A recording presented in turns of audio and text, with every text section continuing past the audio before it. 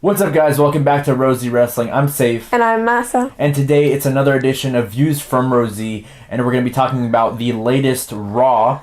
And as usual, we have our 3 talking points, so let's just get right in. But actually, before we get right in, I want to talk about Bruno Sammartino for just a little bit.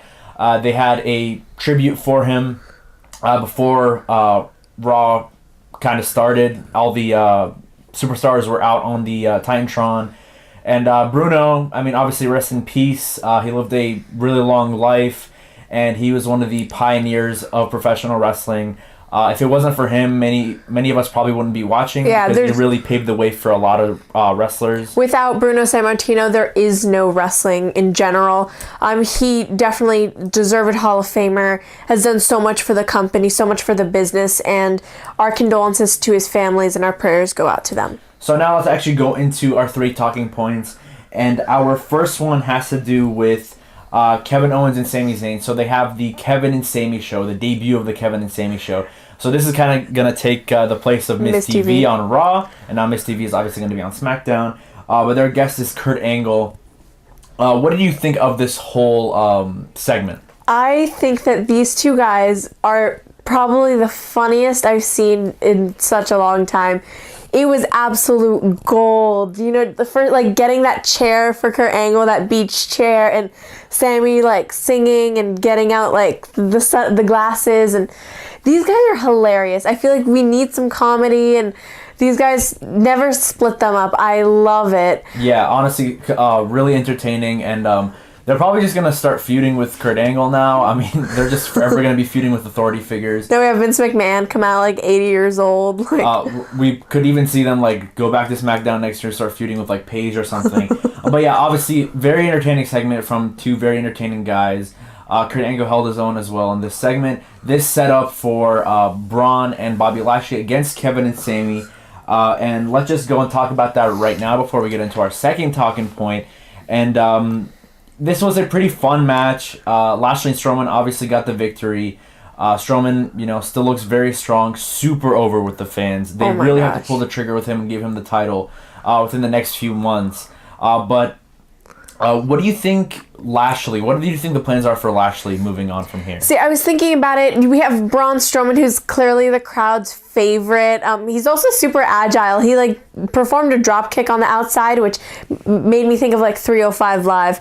But I don't know about Lashley now. I personally remember him just a little bit from back in the day, but I don't think many of the crowd does. Either the newer kids like us don't really know who he is, and they're not really going to give him much mic time, as you said, because he can't really talk well on the mic. So I don't know what they're going to do with him. I feel like they're just going to put him as a viable threat. Brock doesn't really need to talk. Well, he has Paul Heyman. I feel like they might give him a mouthpiece. That would be a good option. I don't know. I don't really see that happening, but for me, I do think that he should go into a feud with Braun Strowman, because Strowman right now isn't really doing anything. And Lashley isn't doing anything as well, so I feel like that could be a really good summer program, throughout those few pay-per-views in the summer. But yes, so let's move now on to our second talking point, which has to do with Ziggler and McIntyre. They go against Titus Worldwide. I feared that they were going to make them a tag team. I thought they were just going to be aligned with each other, but they are actually a tag team, and they end up winning here against Titus Worldwide. And what do you think of the promo afterwards by both of them? So I understand what McIntyre was saying. Of course, this guy is so talented. He was talking about now we have each other's back. I'm coming to change things. But I understand a heel because he just works as everything. But why with Dolph Ziggler? I already mentioned how much I hate this duo. It just doesn't really make sense. Dolph is oh, this guy has my back and all that. But I'm you clearly don't care that much. And it just, I don't like it at all. I'd say that's not fair. I feel like Ziggler is still, his promos still had fire. And I wouldn't say he doesn't care. You compare him and Randy Orton's promos, you could tell he cares, but he doesn't. I just think that it's just not a good match for them. I don't know. It just doesn't really work. I don't know what they're going to do with them. I just don't understand why tag team. If they were doing what Sami and Kevin do, just kind of align together, not really going for the tag titles, okay. But if they start doing that whole feuding for the tag team championships, there are just so many teams on Raw right now. The tag division is just stacked on both brands, and I think that if they were singles competitors, I think it would be better. Agree with that. I don't think necessarily they're a bad match together. They definitely have some chemistry together, especially that Drew promo, that had so much fire in it, and I felt like they bounced off each other really well. But at the same time, I still think this does more for Dolph than it does for Drew, and really, at this point, are you trying to build new stars or not? Right. Dolph, the ship has already sailed with Dolph. I wouldn't say it's his fault, but the booking for him has been awful, and at the same time, he's gotten a lot of criticism for kind of being the Walmart version of Shawn Michaels. But Drew, on the other hand, for me, I would have put him right in the mid-card title feud, something like that. But here, I'm not really convinced with the duo quite yet, but that doesn't mean I can't be convinced. Right. So hopefully, if they put on some amazing tag team matches, or something like that, or they just start doing some really cool stuff, then I might be convinced. But as of right now, I do think what they're doing is good, but I don't necessarily agree with it.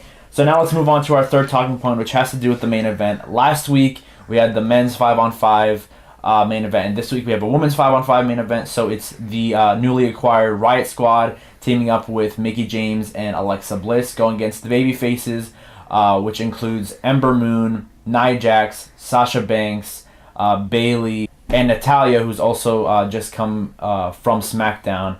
Now, what do you think of this match as a whole, and what did you think of Ronda Rousey coming out at the end? I think that as a match, it was entertaining because there's just so many components and so many things going on. I thought the whole chaos with Ronda Rousey having to come out and, trying to help her friend Natty. I don't understand what they're doing with Natty and Ronda. They're friends, right? But, I feel like Natty is just more of a heel kind of character. She just doesn't really seem as comfortable as she would be as a heel. But I like Mickie James and Ronda Rousey. I feel like that would be kind of cool. I just don't want it to be a squash because I know that they're going to be working together on live events soon. But I don't want Mickie to kind of go downhill even more. I'm a big Mickie fan, if you couldn't tell. But I just think that I feel like the veteran style of Mickie James and Ronda Rousey, just fire, could work pretty well together. Yeah, I think Natalya she's transitioning into a babyface again because she has been heel for so long. But I think Mickie James is the perfect feud for Ronda Rousey, a cool, collected veteran head that she can work with. And I think it's smart by the WWE by not throwing Ronda Rousey straight into a women's championship feud. And here it also adds another, dynamic element to the women's division. You already have Sasha and Bayley who are feuding with each other. You have the women's title, whatever is going on there. And now you have this other feud. So it just shows that, they're giving more feuds for the women's division, which I think overall is better for, the whole storytelling aspect of it. Not just always, it has to be for a title. Legitimately, two women can just not like each other. So I feel like this is a good thing going forward. And now just thinking about it, I know that they're rumored tag team titles for the women's division. And while that seems kind of ridiculous because there isn't really that many women on the roster, I think it wouldn't work if they had it on one brand, but it possibly could. They were floating? If it was a floating belt, because you already have the likes of maybe Natty and Ronda who could go for it. You could have Sasha and Bayley go for it. You could have Alexa and Mickie go for it. The Iconics You could have the Iconics go for it. You have Charlotte and Becky Lynch who could go for it.